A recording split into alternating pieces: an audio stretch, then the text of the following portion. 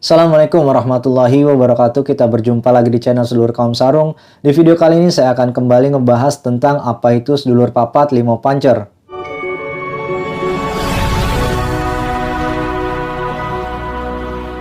Bagi sebagian masyarakat Jawa, mungkin istilah sedulur papat limo pancer ini sudah tak asing lagi karena sering dikenalkan oleh orang-orang tua kepada penerusnya sejak zaman dahulu. Meskipun istilah sedulur papat limo pancer ini lahir dari bahasa Jawa, namun ternyata konsepnya hampir ada di daerah di Nusantara dengan berbagai sebutan, misalnya kodam pendamping atau apapun yang berkaitan dengan keberadaan makhluk astral. Secara sudut pandang bahasa, istilah sedulur papat limo pancer ini berarti 4 saudara dan menjadi 5 sebagai pusatnya. Sementara berdasarkan konsep Jawa, istilah ini berarti bentuk kesatuan wujud manusia ketika manusia itu lahir ke muka bumi. Jadi secara singkat, dalam sejarah Jawa, masyarakatnya itu menggunakan istilah sedulur papat limo pancer untuk menggambarkan bahwa ketika manusia lahir, maka lahir jugalah 4 saudara manusia itu.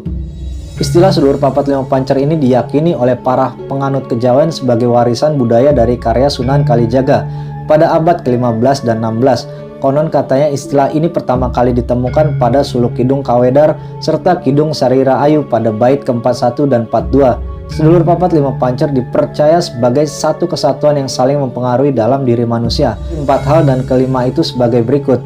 Yang pertama adalah kakang kawah. Kakang kawah atau yang disebut air ketuban adalah air yang membantu manusia untuk lahir ke muka bumi. Karena air ketuban keluar pertama kali, maka masyarakat menyebutnya sebagai kakang atau yang berarti kakak. Yang kedua ada adi ari-ari. Adi ari-ari ini disebut juga plasenta. Adi dalam bahasa Indonesia berarti adik, yakni sebutan untuk ari-ari yang keluar setelah bayi dilahirkan. Dan yang ketiga ada getih.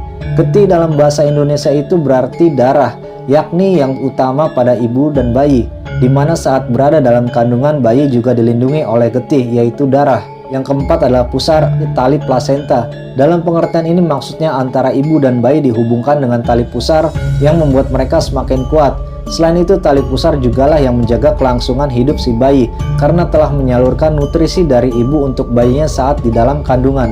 Dan yang kelima adalah pancer. Pancer bisa disebut juga sebagai tubuh wadah yang berarti diri sendiri. Hal kelima ini merupakan pusat kehidupan yang utama ketika manusia lahir ke bumi.